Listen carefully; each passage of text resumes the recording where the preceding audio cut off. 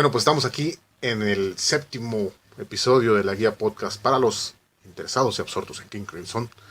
Aunque probablemente ahora no hablemos necesariamente de King Crimson, al menos no de cómo lo entendemos, sino de lo que sigue después de este Crimson de los 90, que por ahí de 1996, finales de 96, tuvo un final en sus giras y un breve silencio, ¿no? Pero pues por eso vamos a platicar acompañados de Don Manuel.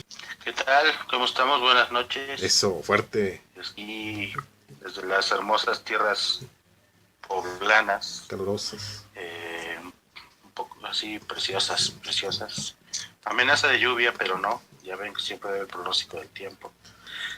Pero no, todo muy bien. Y aquí pues, entusiasmado de que ahora sí nos vamos a apoderar del micrófono, el Pablo y yo, un rato más. Decidimos no invitar a nadie. Sí, ahora sí dijimos, no. Los demás, no. Ya nada más. No, la neta es que nos mandan a la... No. Pues más o menos. Es que somos como muy controladores, ¿no? Como el PRI. Exacto. Ya se encabronó el bajero. El monstruo de dos cabezas se deschavetó. No, más bien estamos nuestro amigo bajero se fue a una gira profesional, creo que al Amazonas, a tocar ahí o eso le iban a preparar en salmuera o algo así, no me acuerdo. Creo que lo iban a cocinar, güey. Pero en carnitas. Una manzanita y una vueltecita, dos vueltas. Y rostizadito, el bajerito. Pero bueno. Pero aún así, tenemos aquí la compañía de una querida amiga en la cápsula de Hablándole al Viento, que de hecho vamos a comenzar escuchando para agarrarle más la onda a esto. Ya es Gaby Moreno, nuestra tucumana favorita, desde las tierras argentinas. Va a estar de Tucumán.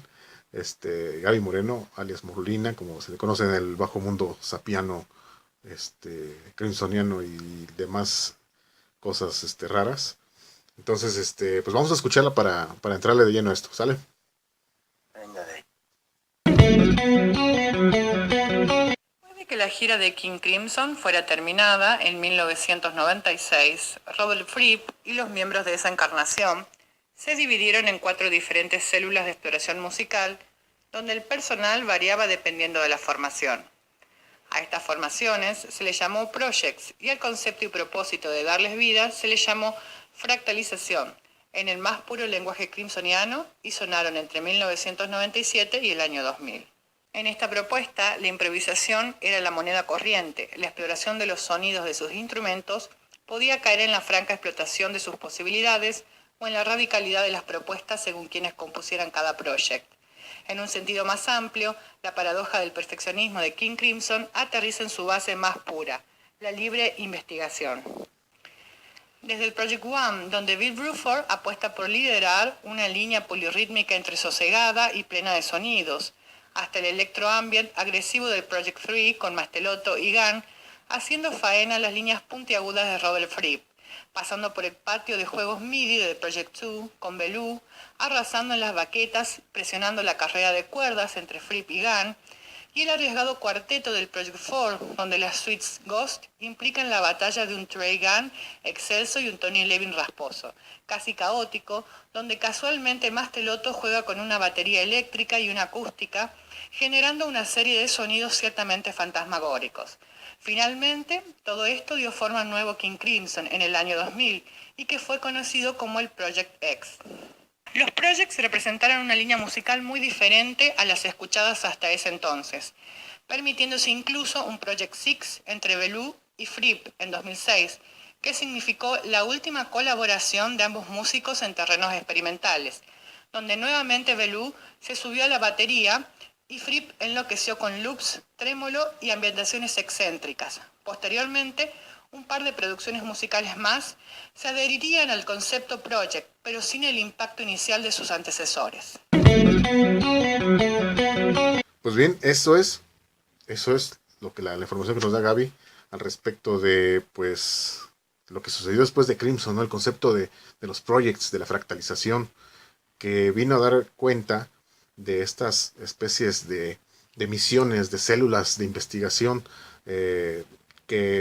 bueno, donde el elemento constante es Robert Fripp, como siempre, pero que implicaron pues, las vías de sonidos alternativos, no hablando del concepto de alternativo del rock de los 90, pero sí de la forma de alternar con otros músicos que correspondientes al doble trío en diferentes formaciones, ¿no? Nos dio una primera tanda de projects que eran el proyecto 1, 2, 3, 4 y el proyecto X, por cierto, que terminó siendo King Crimson. Eh, eh, eh, pero bueno, pues, ¿qué nos platicas de esto, de los projects, Manuel? Híjole, creo que se vuelven una sorpresa inesperada de entrada. Creo que juegan, entre otros factores, digamos, la intervención de Crawford como, no sé, supongo que en un afán de ver qué posibilidades musicales él encuentre todavía en Crimson. Y por otro lado también el desarrollo del conocimiento de la disquera de Fripp, ¿no? La Discipline Global Mobile, que también le da mucha libertad a Fripp para poder hacer lo que se le pegue la gana. Sí, Y producir como parte de loco. esto, pues es producir en vivo, que es como su gran gusto, y que tiene éxitos, me parece, fabulosos. Las improvisaciones de Crimson siempre han sido, es un No, pues top punto notch. nodal para entender a la banda, Sí. pero al mismo tiempo ahora, en lugar de llevar a todos los changos ahí al escenario, se dividen en grupos de 3, 4 y hasta 2, ¿no? Como en el caso del proyecto con Belú, que es el proyecto 6, el proyecto 6. Uh-huh. Pero bueno, esto también, digamos, trae como una serie de consecuencias y al mismo tiempo una posibilidad, digamos, como escucha de poder apreciar dentro de las improvisaciones que se van haciendo o de la posible conformación de piezas para el nuevo Crimson, una serie de aportes de cada uno de ellos, e incluso para poder analizar en el trabajo anterior del track, las razones de por qué puede sonar a 100 guitarras o a 400 baterías o a 5500 bajos. Creo que los proyectos se vuelven eso, un lugar de experimentación, un laboratorio en campo, donde digamos el talento de cada uno de estos músicos pues llega a explorar límites nuevos, nuevas posibilidades musicales para ellos y para el grupo. Y aparte también, por otro lado, la flexibilidad de Fripp, de un sonido muy, ¿cómo decirlo? Ya muy fijo, muy claro, muy establecido, cómo se adapta y se acopla a todos estos sonidos y viceversa, cómo ellos se acoplan a esto que hace Fripp. Sí, fíjate que ya viéndolo así, yo creo que se remite, tú lo has mencionado antes, se remite a los trabajos con David Sylvian de Robert Fripp, el First Day, el Damage, donde trabajaba al lado de Trey Gunn, que tocaba el Chapman Stick, por cierto, ¿no? Un instrumento de predilección de Tony Levin. Eh, Aparte, bueno, del disco con First Day, que trabajaba la batería Jerry Marotta, después se les unió Pat Mastelotto a la banda de Sylvian en vivo y en el disco de Damage. Esto ya te habla del entendimiento que tenía Fripp con estos dos. Y que por eso no viene Sí, siendo extraño que no solamente formaran parte del Crimson de los 90, porque estamos hablando de discos del 90, 93 con Sylvian, y que no solamente entonces significó su jugada en Crimson, sino también en los projects. O sea, este entendimiento ya se venía trabajando desde antes. Fripp tenía esa simpatía hacia ellos dos, musicalmente, ¿no? Una simpatía de oído, vamos a decirlo, y que también, para mi gusto, probablemente ha sido una de las mejores decisiones que él tomó en su carrera. sí, creo que se acopla muy bien con...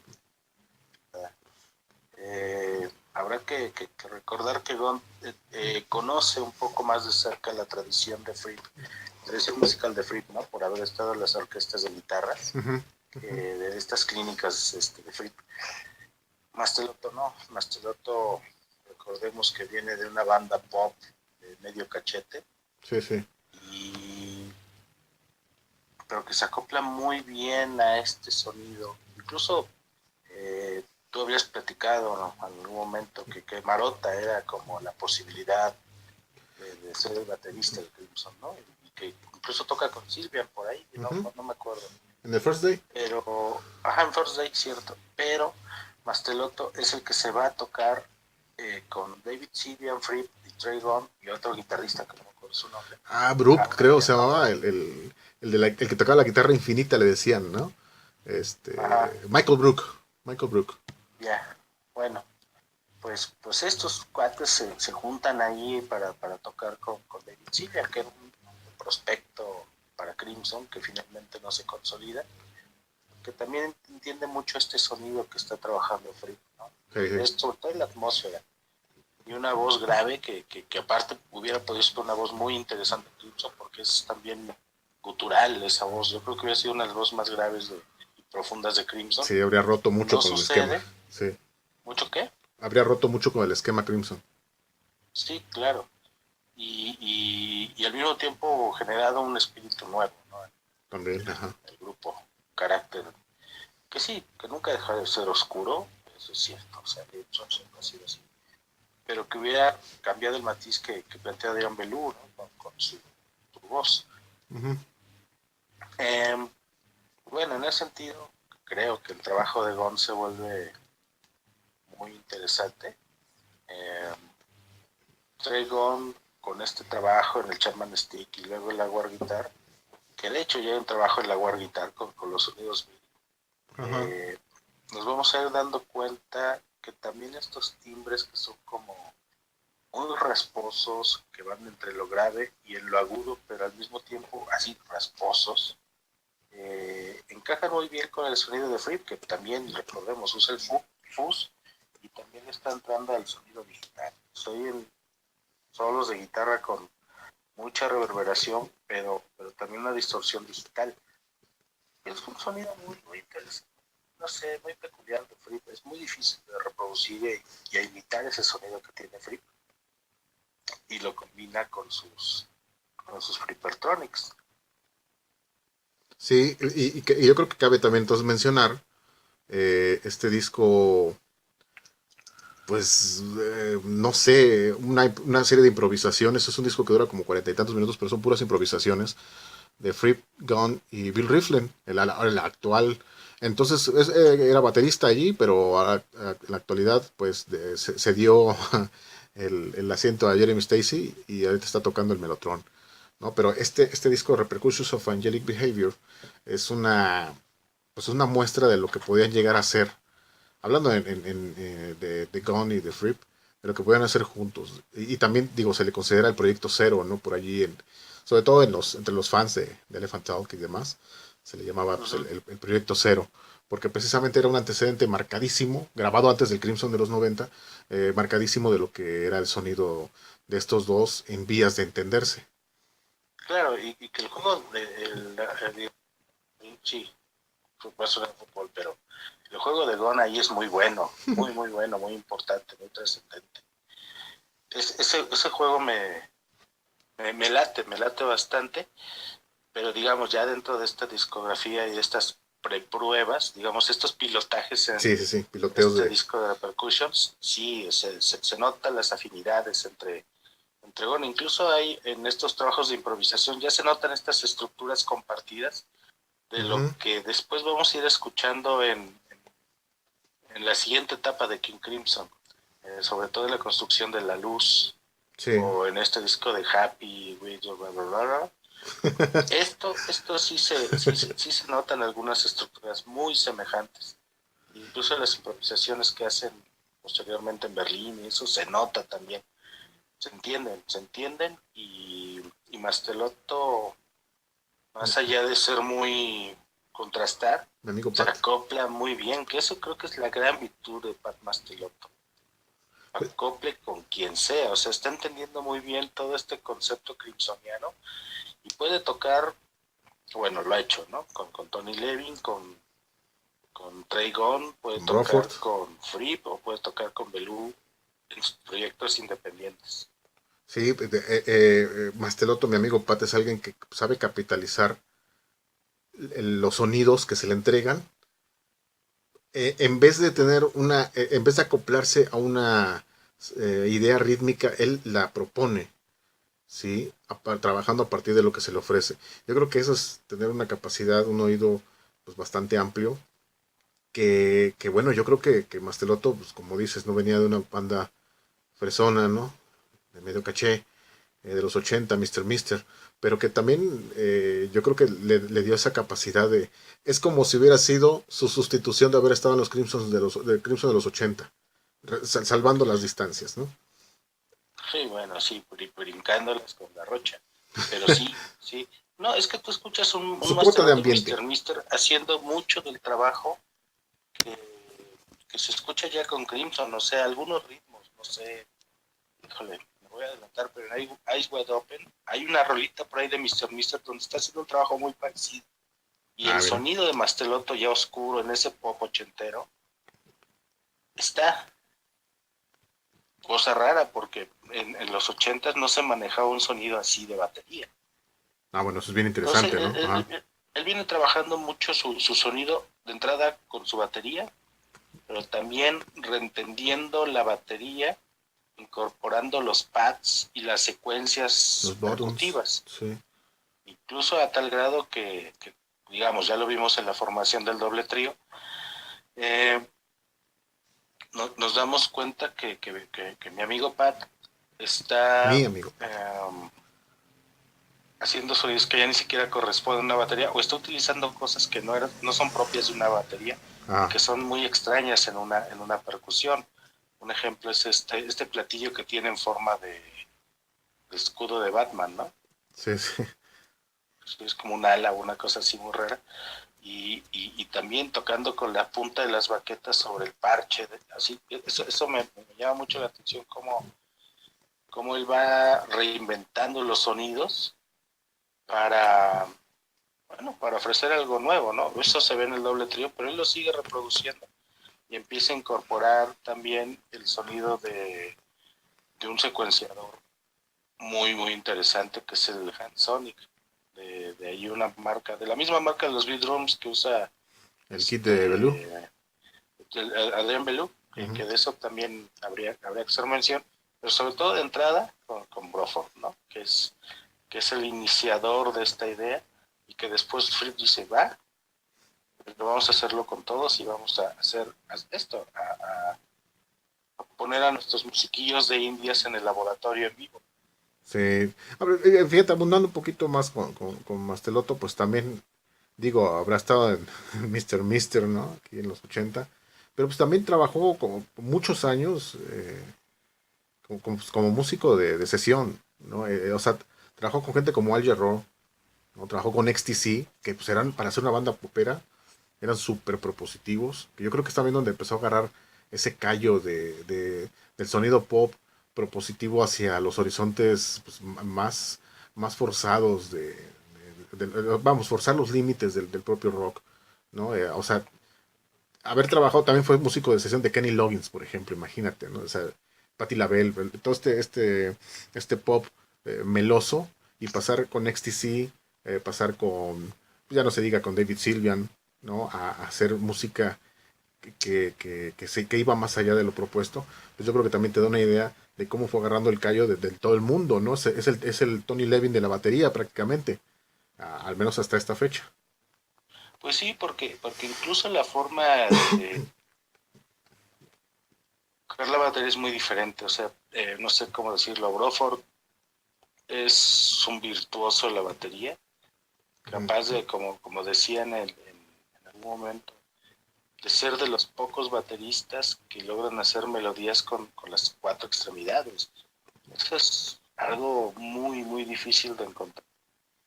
Broford plantea la idea de la batería de una manera en que puede seguir sacando timbres con el mismo parche de la batería, con el mismo tono, los mismos platillos, y aún así hacerla sonar a batería y al mismo tiempo poder hacer prácticamente una canción él solo, ¿no? Hacer que suene a muchas baterías.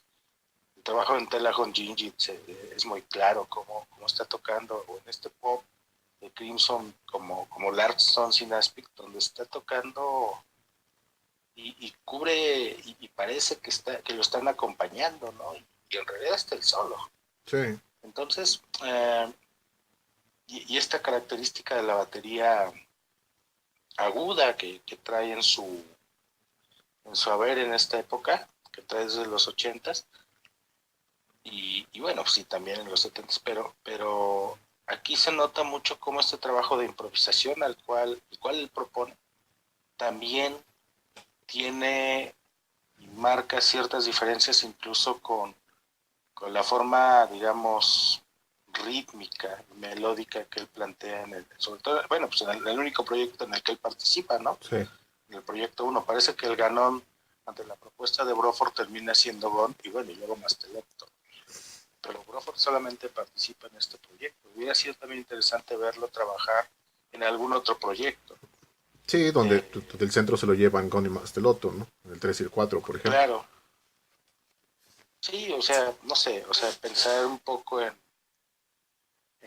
Bruford con Robert Fripp y no sé, tal vez eh, otra batería con Mastelotto hubiera sido muy interesante, un reto fuerte, pero también no sabemos cuántas afinidades, son bateristas muy diferentes, de una Sí, concepción musical muy distinta. sí, y está pues demostradísimo los proyectos, ¿no? Porque, por ejemplo, bueno, ya estuvimos abundando un poquito y me gustaría profundizar más, por ejemplo, en el proyecto uno que se grabó en vivo totalmente en el Jazz Café en el 97, que pues ahí donde ya, como ya dijiste, la complejidad musical de Bruford queda, pues, o sea, de manifiesto, pero brutalmente. Creo que también Trey Gunn es el que pone uno de los tonos más fuertes en este disco. Estas grabaciones fueron 4 noches de puras improvisaciones. Y me parece que también esto significa ya no tanto para Crimson, sino para ellos como músicos en particular, ese rompimiento con el esquema de la música Crimson. O sea, tú escuchas el Project 2, el 3 y el 4, son totalmente emparentados a King Crimson. El proyecto 1 es quizás ese que se zafa de esta idea crimsoniana, y creo que es básicamente gracias a Bruford. Quizás también un poquito a Tony Levin. Bueno, yo creo que más bien saldría del patrón por Gon, porque incluso hay algunas secciones de la batería de Bruford Uh-huh. que cuando te pones a revisar, por ejemplo, lo que pasa en Providence, esta rola del disco de Red, Sí. encuentras un poco, si es Providence, Red, Providence, sí. ajá, esta sección de improvisación, esta pieza de improvisación, hoy es ese Bruford también ahí, Sí, ese bueno, Bruford improvisando de los 90s y en los 70s, o sea, hay sonidos, hay marcas, hay incluso cambios de ritmo y de melodía que todavía se encuentran, o sea, hay una reminiscencia de ese Crimson, pero que contrasta con este Crimson, donde Tony Levin está haciendo un trabajo de bajo gutural, digámoslo así, junto con un sonido de una war guitar y un German-stick también, eh, con timbres muy especiales, con efectos, incluso barriendo, utilizando unas técnicas donde barre la cuerda que se oyen muy fuertes, muy intensas, uh, y eso, el trabajo de Fripp también es muy intenso, ¿no? Donde está combinando ya los soundscapes ajá. y sus sonidos de guitarras con armonizadas, o sea, donde están tocando una nota, pero el efecto de armonía le genera dos notas diferentes. Incluso pueden sonar disonantes. Sí, pues, que creo que es el Y concepto de armonía que jalaban ellos, ¿no? En ese entonces. sí, claro. Y Gon le entra así como pues, asimilando muy fácil esto, ¿no? Sí, Y Bruford parece que tiene una idea todavía de que hay una línea de Crimson todavía que se puede trabajar y explorar. Y se ve que Fripp se acopla más bien y al mismo tiempo busca que se acoplen a lo que le está proponiendo. es que O sea, quizás, digo, sí, dime. no por contrapuntear lo que dices, pero es que pienso que ese ha sido el camino de Mastelotto siempre, perdón, de Bruford siempre.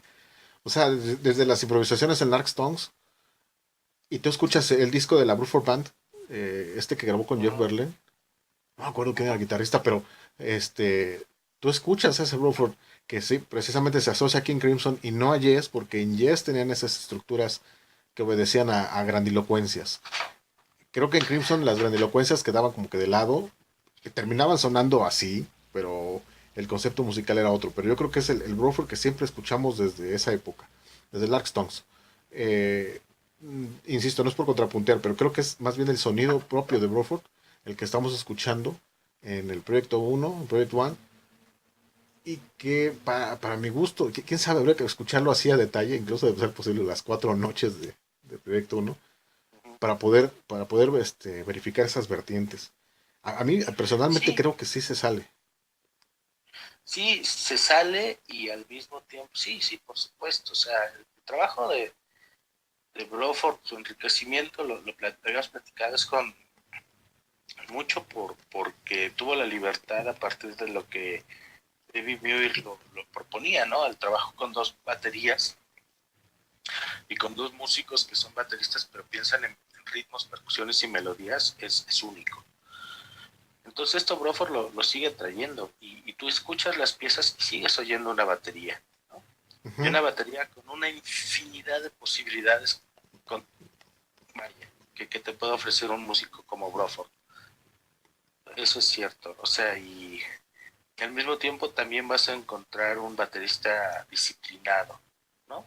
Ajá. Que se va a mantener en la estructura para que, digamos, entender que él es el soporte, que lleva este ritmo, esta melodía, y al mismo tiempo que los que van a estar haciendo el trabajo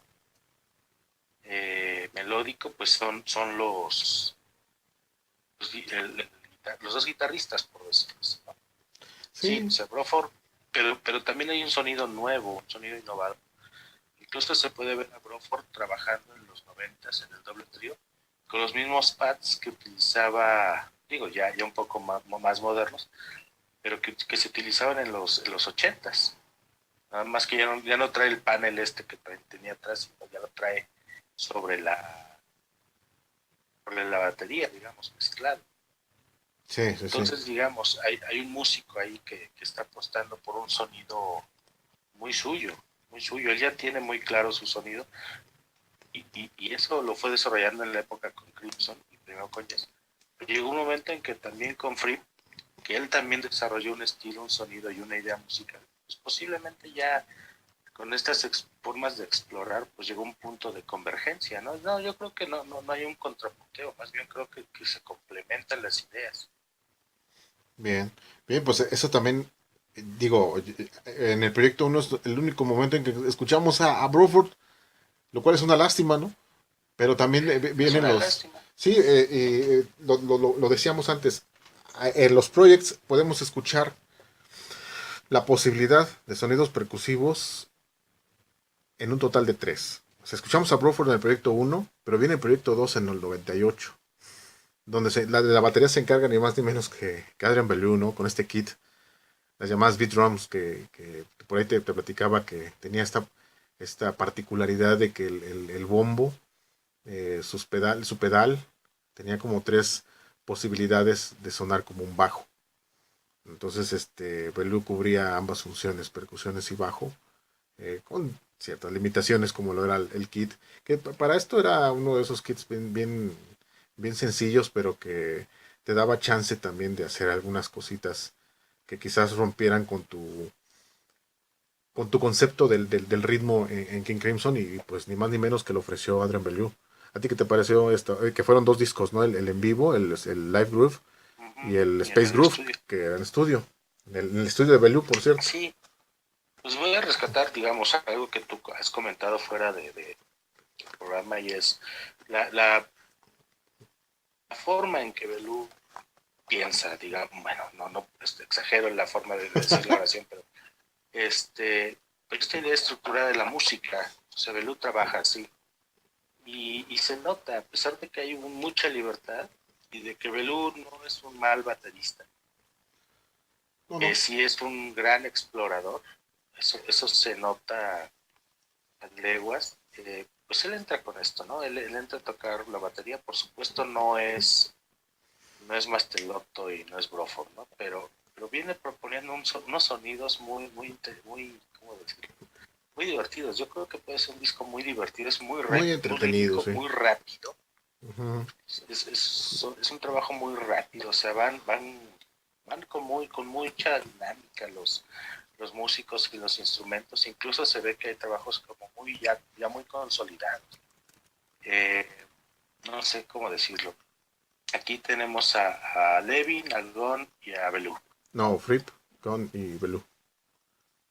Perdón, Fripp, Gon y Belú. Ay, se me fue. Extrañas al bajero, ¿va? Pues un poquito, un poquito. Pues es que pues eso de que se va y no me avisa. Que ha de ser Pero bueno. duro. Eh, entonces, sí, Belú hasta parece que pasaba por ahí. Dice, ¿qué onda? Pues te avientas las baterías y pues va. Es mi No, o sea, estudio, pero pues yo va, le güey, no hay entiendo, pedo.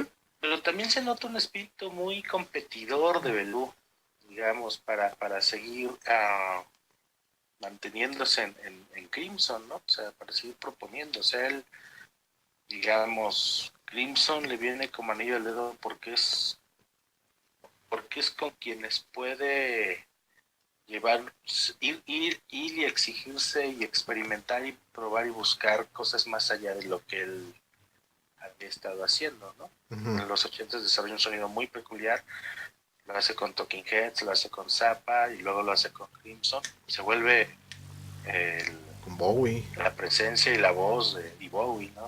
Pero con Crimson se vuelve la voz y va a la par de Fripp haciendo los solos. Ujú. ¿No? A veces en una misma pieza los dos tocan los solos, como Indiscipline. Sí, así es. Um, pero al mismo tiempo su trabajo en batería pues, no era como considerado más que para apoyar a Brocco, ¿no? En los 80s aquí se desata Sí, no, y de repente, perdón, nada sí, más te quería decir, yo creo que explota muy bien las beat drums.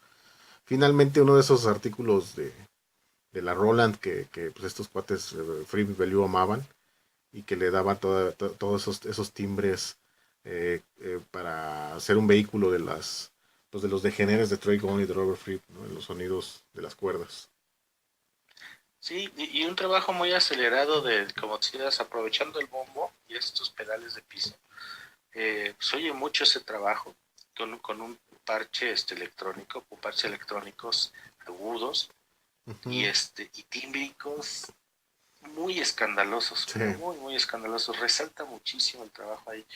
No sé, una pieza que a mí personalmente me gusta mucho y creo que podría haberse trabajado un poquito más, la de Heavy Construction. ujú. Pues oye su trabajo tan, no sé cómo decirlo, como escandaloso y al mismo tiempo muy melódico, cosa que yo no me hubiera imaginado con el trabajo de Belú.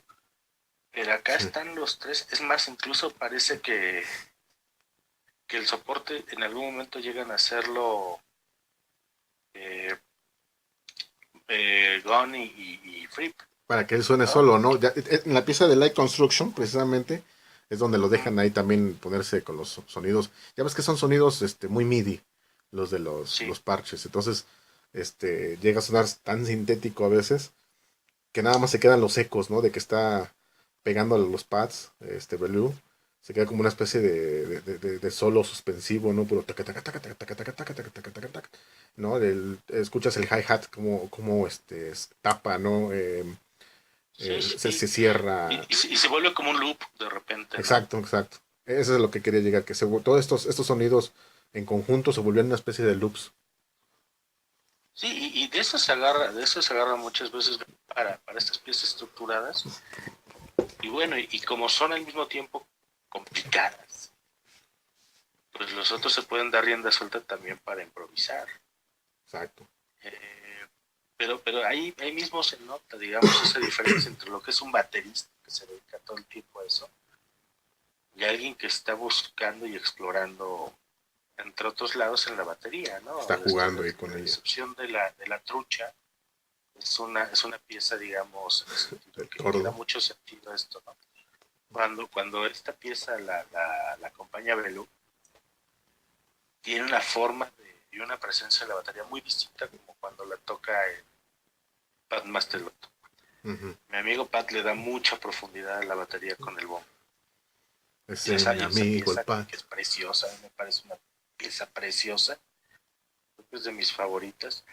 Eh, se vuelve así extremadamente profunda y hasta tenebrosa, e incluso en las partes bonitas de los solos de Gon, se vuelve, digamos, ¿cómo decirlo? No pierde la profundidad. Sí, es cierto. Y Ajá. otro baterista muy disciplinado, ¿no? También entrándole a la disciplina. Pues sí, yo creo que esto, cuando hablamos de Project 2, incluso el hecho de saber que tuvo sus fechas en vivo, en directo, y bueno, pues el trabajo en estudio, yo hasta pensaba que, digo, justo en esa época, pues uno no había escuchado también, no sabía del concepto de Projects, pero pensaba que era como la dirección que iba a tomar pues, King Crimson, que iban a ser esos tres güeyes nada más tocando. Y que acá, que sale el Project 4. Bueno, se graba primero el Project 4 y luego el Project 3, ¿no? Pero en el papel era el Proyecto 3, el siguiente, Trey Gunn, Pat Mastelotto y Robert Fripp. Esta triada de la que ya platicamos, que pues venían siendo esa idea musical desde los trabajos con David Sylvian, sobre todo en disco Damage. Sí, como te digo, yo creo que todo el mundo estaba buscando su lugar en Crimson o evaluando, ¿no?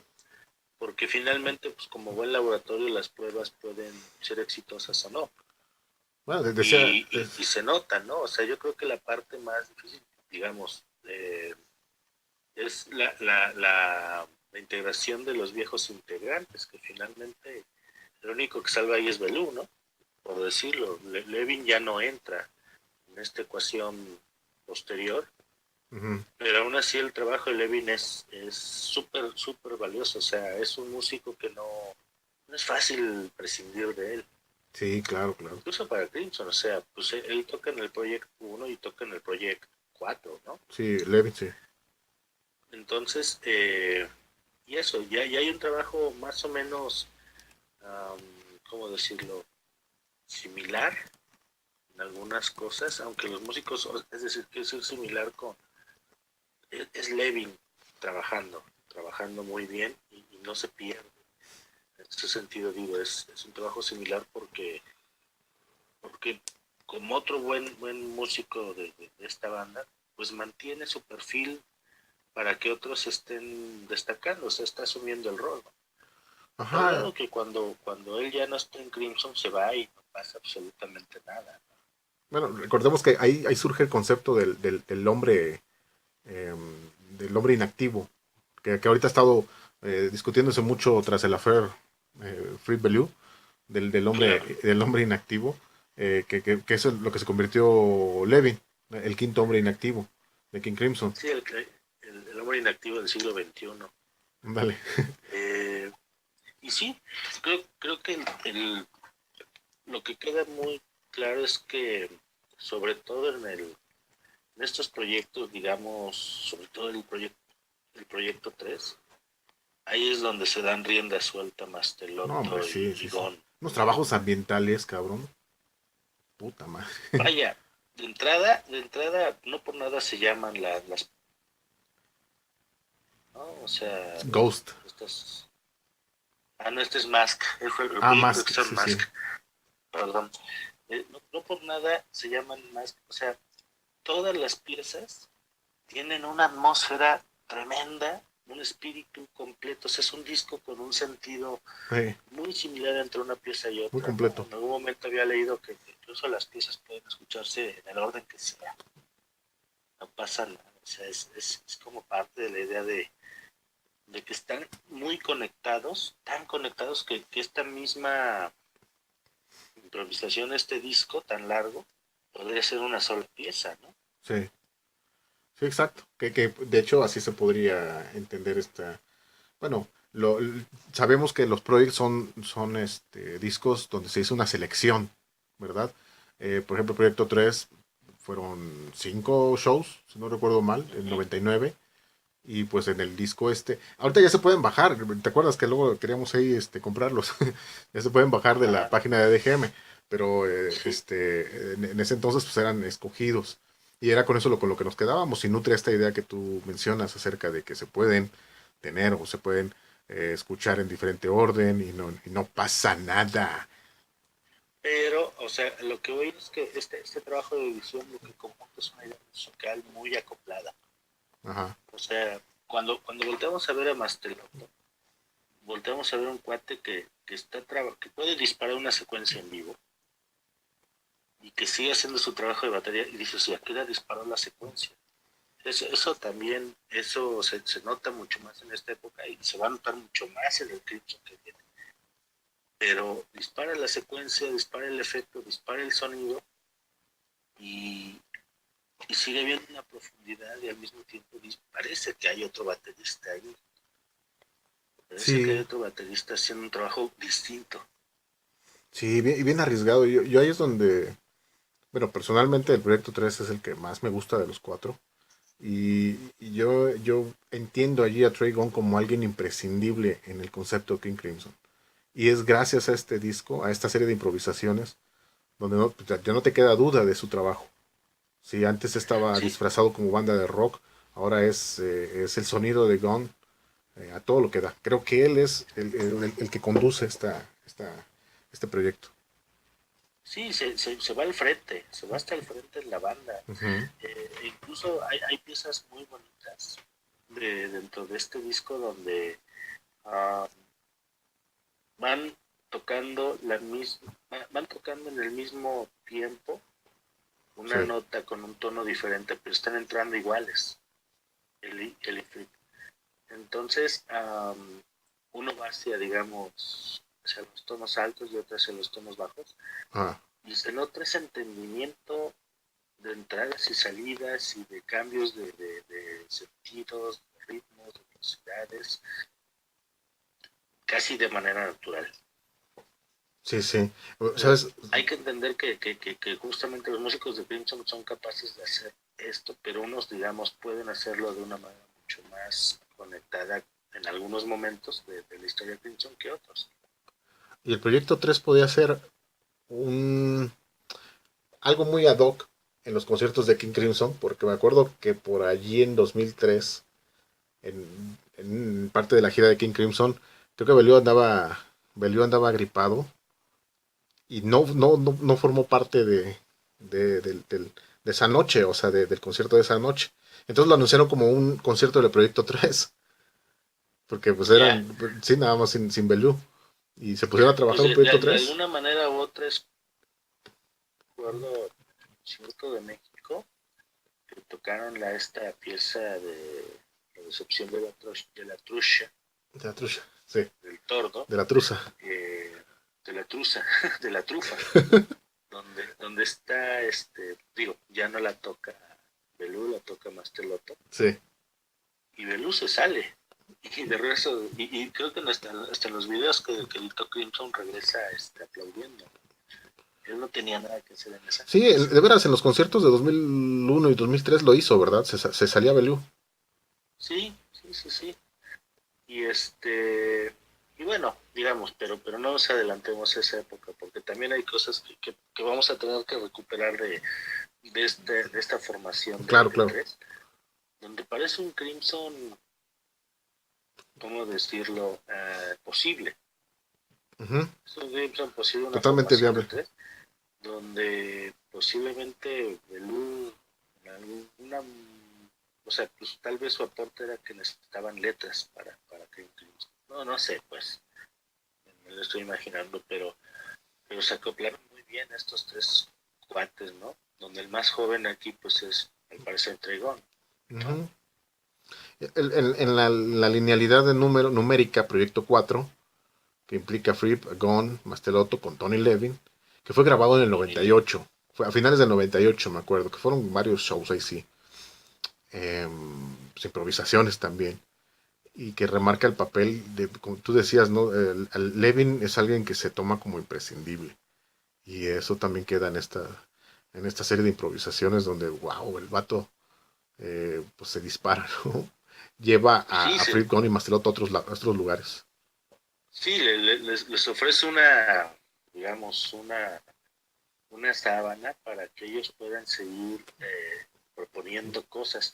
Aunque también se nota que se vuelve difícil con estos timbres que pueden trabajarse en la War Guitar. Sí, exacto. Y sí, o sea, donde dices, o sea, sí, Levin es Levin. O sea, Crimson es uno de los pocos grupos donde se pueden dar el lujo de decirle a Levin, oye, pues aguántanos tantito, no vete a la Sí. banca. Está cabrón, o sea, eso realmente me parece, ¿cómo decirlo? No Pues sé, es todo un pinche lujo. qué lujo, ¿no? O Qué sea, lujo. tenerlo es un lujo y Creo que decirle, espérate, también es un lujo. sí, claro, ¿no? Y a Bufford como, bueno, ya me voy, pues, bueno, pues sale, no pasa nada. Pasa nada. Pero no pasa nada, Pero ya me gustó la frasita. Pero sí, Tony Levin, claro, es un trabajo a la altura. O sea, eso me queda muy claro. Pero también me queda claro que Tony Levin también está buscando ya también generar alguna cosa suya, ¿no?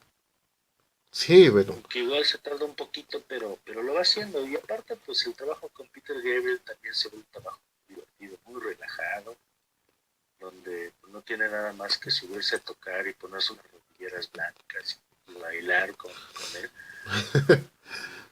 y divertirse. O sea, le sobra bajero esto.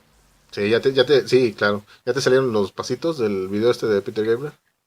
Ya verito el de, ¿cómo se llama esta canción? In Your Eyes. In Your Eyes. Ya casi, ya casi.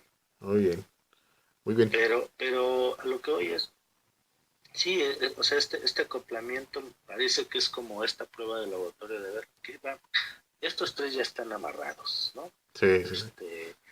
Mastelotto, Gon y Fripp ya estamos amarrados. ¿Qué onda? ¿Qué nos falta? ¿Qué nos falta? Tal vez Belushi, a ver, ¿qué nos falta? ¿Qué nos falta? O sea, como hubiera sido muy interesante que después de la fractalización regresaran los seis otra vez, ¿no? Ujú. Ya como reentendiéndose y viendo las potencialidades de todo este trabajo, tanto en improvisación como en piezas estructuradas. Hubiera sido muy, muy interesante, ¿no? Lástima que no se logró, pero afortunadamente nos vino a proponer un Crimson totalmente revolucionario. Sí, y que de ahí viene el llamado Proyecto X, ¿no? El Proyecto X que pues, no es otra cosa más que el King Crimson del 2000. Básicamente Claro, lo que escuchamos en Project X es material un poco improvisado de lo que se escucha en Construction of Light, de cómo se armó Construction of Light, de hecho, el Proyecto claro, X. eso y sí, por supuesto, y me acuerdo de piezas como Cielo y Tierra, Heaven and Earth, ajá, que así creo que se llama ese disco, el de Proyecto X. así se llama, exacto. Que también es un Y disco muy interesante, ¿eh? es muy bueno, es un discazo. Ya están muy consolidados. Exacto. Ya están dejando las improvisaciones prácticamente, o sea, sí las hay. Sí, Hay pues cosas semiestructuradas, están armando ya las pero que ya rolas. están fijando un camino. Sí, sí, sí. Y eso, bueno, obviamente no vamos a tratar ahorita aquí el Crimson del 2000, eso será en el siguiente programa. Pero sí Porque es, nos dan ganas, porque ya estamos velando muchas cosas. sí, pero pues bueno, es un proyecto, ¿no? Y Claro. de ahí se brincan al Project Six, que pues es este trabajo de Fripp y Bellew. Pues se juntan estos güeyes, ¿no? Antes de que mandaran la chingada a Bellew. Este, eso fue en 2006, ¿sabes? Sí, sí, sí.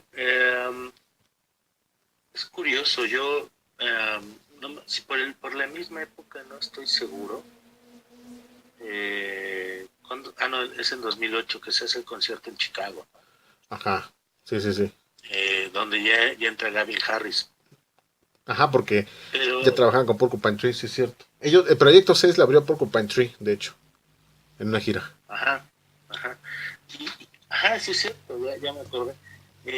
Pues es un trabajo donde Belú regresa a la batería y que parece que Fripp quiere ver qué más puede él estar haciendo. No Belú, sino tal vez más serio, tal vez probar estos acoplamientos y estas, o sea, Belú siempre propone, digamos, ahora está claro que no solo la guitarra, sino la batería, cosas interesantes. El trabajo con los beatrooms, el que hizo me parece muy bueno, único, de hecho muy diferente a lo que hacen Bruford y mi amigo Pat, pero Mi amigo. mi amigo Pat. Entonces, Que la chingada. creo que ahí hay una posibilidad ahí de velar que otros sonidos pueden aprovecharse y estas estructuras extrañas que luego saca Belú para la banda y decir, bueno, pues a ver qué pasa aquí, ¿no? Ajá, y yo creo que eso era también, tú decías hace rato algo que yo no había pensado jamás, que era cuando hablábamos del proyecto 2 que Belú estaba como que apostando a la supermanencia de la banda. Creo que en el proyecto 6 precisamente hace eso también. Como que mírame, mírame, Parece Flip. Sí, yo que puedo. Belú es un fanático de Crimson y disfruta Se enamora de las bandas en las que está, güey. escucharlo. Sí, sí, pero creo que ahí lo que ha podido hacer es tocar sus solos, poner sus sonidos, plasmar sus letras y tener una presencia importante. Sí, claro, es el frontman. Exacto, o sea, incluso en el doble trip pues era el frontman, ¿no? A pesar de tanto talento y tanta gente ahí, que incluso, digamos, pues él hacía coros en otros grupos. Y Sí. salvo en Los Osos, pues él cantaba, ¿no? Pero las demás no, y en Crimson, pues es un parapeto impresionante. Pero por eso te decía, parece que Belú se vuelve una especie de... Sale este espíritu competidor muy, muy fuerte, muy marcado.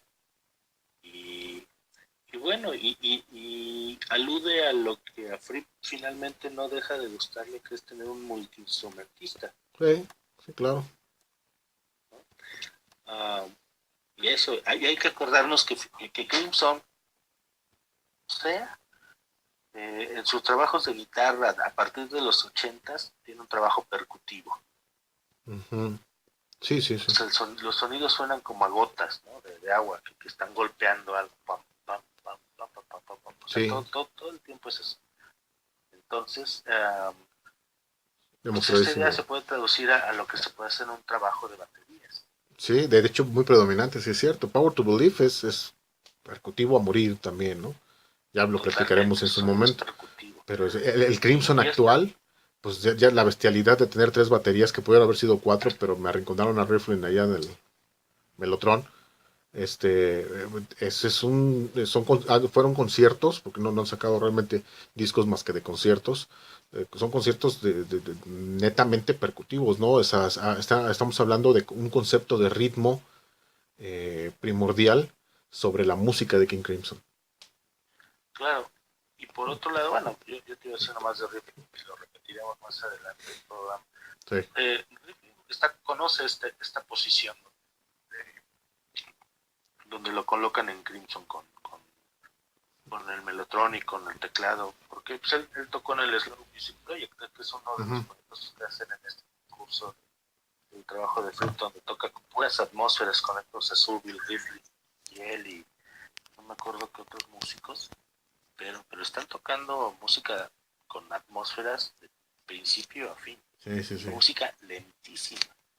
O bueno, sea, Rifflin yo creo que no se enoja de que lo pusieran ahí. No. Él mismo se dio el lugar también, ¿no? Pero claro, lo que diría de Beluman sería, sí, hay un espíritu competidor, pero también creo que como buen fanático de Crimson, parece que es el más interesado en que Crimson siga haciendo cosas, ¿no? Porque le gusta tocar en esa banda. Incluso podemos ver a un Fripp que pasaba de la sobriedad completa a la sonrisa, ¿no? Sí. Y se entienden mucho Belú, y incluso cuando Belú se equivoca, más de una vez he visto que se equivoca. Sí. Y se ríe y Fripp se lo queda viendo y pues, le da risa, ¿no? Y el otro pues, sigue como divirtiéndose. Es un cuate que se divierte mucho en la banda. Pez en el agua, ¿no? Y el proyecto 6, que por eso se brincaron el 5, el proyecto 6 dejaba también eso en claro. O sea, que se divertían, trataban de echar como que desmadre, de buscar, de investigar. No por nada se ganó un mote de proyecto, ¿no? Sí, claro. Y de allí viene, hay que mencionarlo, yo no sé si estás tú muy de acuerdo, pero Fripp lo llama el Project 7, Project 7. Este trabajo, mira, por ahí creo que es 2008, se había hecho la 21st Century Schizoid Band con miembros rucos de King Crimson de los primeros años, con un tipo que cantaba con el nuero de Michael Giles, original bajista era el baterista de King Crimson, Jaco Jackson, y regresando Mel Collins, ¿no? Incluso, no sé si te acuerdas que hubo este grupo que también era la King Crimson Jazz Band, algo así, Claro, claro. La que era bandota Mel también. Collins pues el fallecido Ian Wallace, la batería. Tenían esta particularidad con la 21st Century Schizoid Band, donde digo estaba Jazzy y Mel Collins, también de Crimson. Ujú. Pues por ahí les echa el ojo, ¿no?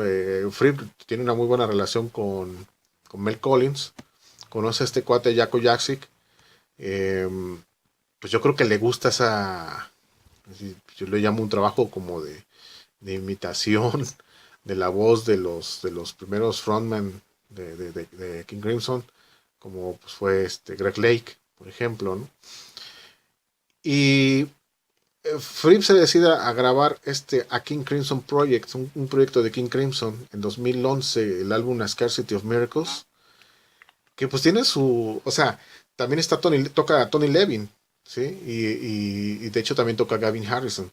Eso es algo pues que llama mucho la atención porque básicamente es el King Crimson de ahora, que estamos viviendo en 2017, desde 2014. Sí, sí, sí, claro. Hay varios factores ahí que hay que tomar en cuenta. Uno, eh, un Fripp que revivía del letargo, ¿no? Que él había dicho que ya, por cierto, tú habías dicho que ya King Crimson nunca más iba a regresar, y Chingada pusiste madre, el sí es ejemplo con cierto. Magdalena. ¿Te Perdóname, acuerdas? Dios Fripp. Hicimos una Perdóname, apuesta y no sé cabrón. qué. Este, bueno, pero es interesante cómo parece ser que es motivado por otras Te cosas. fallé, King Y Crimson. mira, creo que está también Steven Wilson interviniendo en los trabajos de revisión y producción de antiguos trabajos de Crimson, ¿no? Eh, Sí, sí, Toma sí. un auge tremendo las colecciones en concierto de King Crimson. Y Jaco también empieza a trabajar en el trabajo de producción y de revisión de Sí, sí es cierto.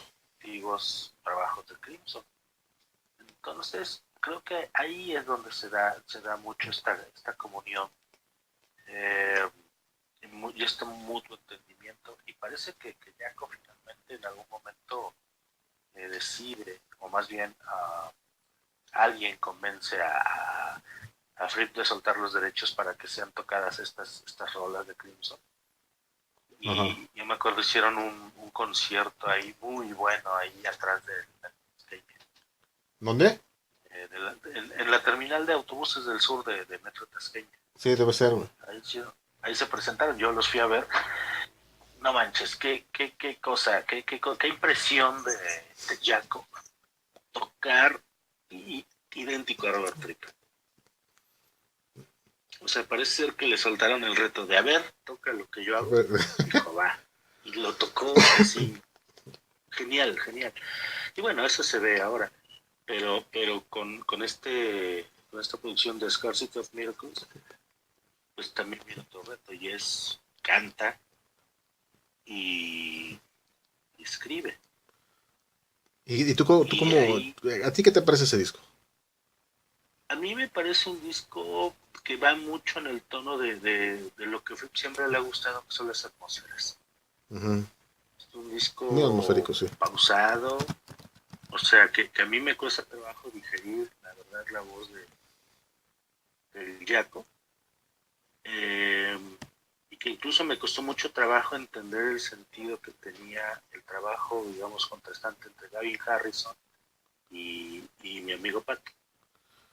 Bueno, Eh, sí, me parece un disco que está probando cosas. Sí, es un un- proyecto que, digamos, plantea una serie de maquetas muy bien trabajadas, muy completas a futuro. De hecho, Scarcity of Miracles es una de las piezas que se toca todavía con King Crimson. Ajá, sí, una escasez de milagros. Entonces, sí, me parece que es una prueba para Jaco, para Gavin Harrison. Que Pero más bien seguramente, o sea, hacia lo contrario, no al estruendo, no a la complejidad, digamos, de la velocidad o de los entrecruces, sino de algo pausado, una serie de bases para poder exacto. desarrollar O cosas sea, más complejas. esas bases que también tenían en King Crimson, pues digo, no por nada está Mel Collins, que daba un montón de color. ¿Te acuerdas que en los primeros programas hablábamos de eso, ¿no? De esa contribución de Collins con Sí, respecto a las melodías, que aquí hay tiene muchas en un trabajo Scarcity. muy bonito ahí en este disco. O Ujú. sea, Mel Collins es el que le cambia el color a Crimson. Sí, sí, totalmente. Creo que es básicamente lo que más me gusta de ese disco. Se me hace muy difícil de digerir ese disco, pues. Y Es un disco difícil, el dijeron, trabajo por de lo que Collins veníamos ya es... escuchando, ¿no? Ajá, porque incluso Tony Levin yo no lo veo necesariamente que brille, no porque tenga que hacerlo, ¿no? Pero no lo escucho brillar como acostumbra. Es un sesionista allí. Sí, pero también es un músico serio, digamos. Creo que ese es el gran mérito. Toca rápido, o entrecruza. Sí, Toca sí, sí. lento. Pum, acentúa aquí, pum, van las notitas así, muy en ese tono. Y estábamos acostumbrados, insisto, ya a la velocidad de Belú, a la complejidad, a los entrecruces. Y acá los entrecruces se están dando muy sutilmente.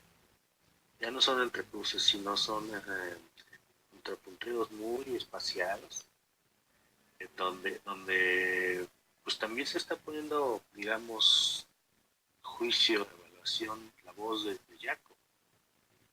Y insisto, para mí es una voz que me cuesta trabajo porque pues, sí me acostumbré mucho a la voz de Belú y a la de Hueto, sobre todo. Sí, sí. Entonces, esta nueva voz y esta nueva batería acústica que está manejando Gabriel Harrison es algo que yo no me esperé. Porque eso también es parte del berrinche que uno acaba haciendo como fanático de Crimson, ¿no? Mm.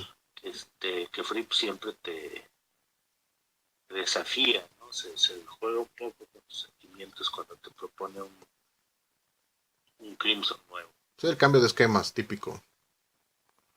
Aquí, Típico, sí, es aquí queda exacto, o sea, demostrado. ese es lo que me da coraje. Pero, no es cierto, o sea, lo que quiero decir es más bien como, sí, Fripp sigue buscando, incluso dentro de las mismas estructuras, eh, cosas, cosas nuevas. Ujú. Entonces, a partir del trabajo que hace con Soundscapes, que eso sí me parece un trabajo muy consolidado, el de Soundscapes en este disco, lo complementa con otros músicos, ¿no? Con la otra parte que le falta a los Soundscapes, que son ritmos, bajo, voz y otra guitarra que puede estar haciendo algunas melodías extras. Ujú. Eso sí me parece que es un disco de Soundscapes que están siendo como apoyados. Ya. Ujú. O sea, que están siendo complementados. So- Eso sí, y en ese sentido sí es un muy buen disco.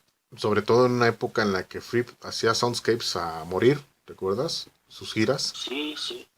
Sí, sus giras en iglesias y en diferentes tipos de Ujú. escenarios que ofrecían espacios acústicos muy ricos para lo que él está trabajando. Ujú. Por ahí tenía un trabajo con quién era, un flautista, no me acuerdo con quién. Ah, sí es cierto, no, el de Travis dices tú. Ajá, exacto, exacto. Ese trabajo donde este cuate, que está tocando con utiliza delays, y me acuerdo trae una pedalera Sí, de sí, sí. Un delays y poquito más desgastante. pedalitos en general Ujú. para generar efectos nuevos y diferentes. Y creo que la presencia de Collins, muy entendida ya con Fripp también, Sí, pues también queda muy claro que puede ayudar a ambientar y a enriquecer las atmósferas de los soundscapes. totalmente, sí, totalmente.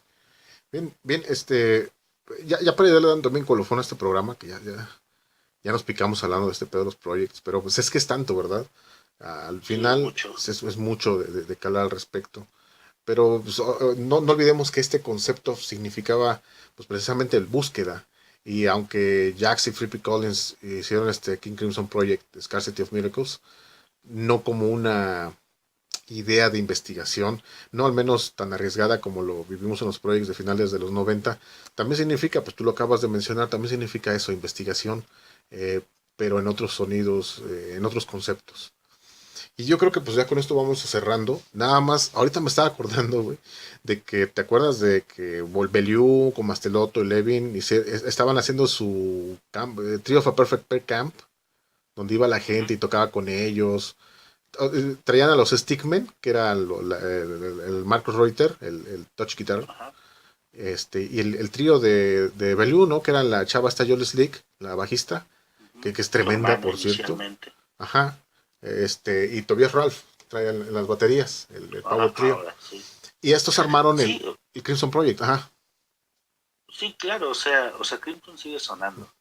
Y bueno, también nos damos cuenta que Belú cree mucho en el resultado que tuvieron las rolas que él propuso, ¿no? Sí, Se trabaja mucho Telahon Gingy, incluso Tony Levin se pone a tocar Discipline Discipline, sí. y la canta. Elephant Talk. Sí, Elephant Talk también, yo me acuerdo que ellos vinieron a Puebla y tocaron justamente estas piezas, ¿no? También Ujú. por la misma época, un año antes vino Traidón con el proyecto de TU. Sí, sí, ¿Te acuerdas? sí, sí, me ¿Te acuerdo. acuerdas? Sí. Que Me de acordar tu cuate ese dije chistoso. que no lo, que Pero bueno, no los grabó. sí, caray. Pero, o sea, Crimson sigue sonando y más bien siempre, digamos, en ese periodo dejándonos esperando que vuelva a surgir con más cabezas este monstruo, ¿no? Sí. De banda, de integrantes. Sí, o sea, yo creo que sobre todo Belú en el afán de decir, yo quiero seguir tocando, ¿no? Me gusta tocar King Crimson, me gusta el resultado de este trabajo colaborativo, porque eso también es cierto. A partir de los 80s, los trabajos de colaboración, incluso en los créditos de los discos, se ve quién está haciendo qué en las composiciones y todos llevan al parejo el crédito. O sea, Sí, las composiciones son Levin, Broford, Free Belú. Fripp y Belú en los 80s. En los 90s, con el doble tiro, la participación de los 6 en los créditos están al parejo. Todos compusieron en todas. Ujú, ujú. Algo que pues, no se veía Entonces, desde hace muchos años. sí, sí, exacto. Antes se veían las rolas un poco más sesgadas, ¿no? Wetton y Fripp. Las letras De de Richard Palmer Chinch, por James. ejemplo. Ajá, exacto. O sea, pero se ven los créditos muy así. Greg Lake aquí, Greg Lake y Fripp. Ujú. Y acá ya está repartido. O sea, también habla de un Fripp que está proponiendo otro tipo de cosas, ¿no? Sí, Y que sí, sí, también ya hay toda totalmente. una filosofía, que eso se me había olvidado comentar desde el doble kill. Hay toda una filosofía de Crimson y de Fripp y que se va viendo en su página. Está el sello de Discipline Global Mobile y abajo siempre hay una leyendita que va Ah, sí, cambiando. cuando le agarro la onda filosófica al Fripp. Exacto, pero lo siguió manejando y lo manejó ahora Lo sigue para esta manejando. formación de 7 y 8. Sí, sí, sí. Y de eso también es necesario que lo hablemos posteriormente. Así será. Porque, bueno, pues material para platicar hay.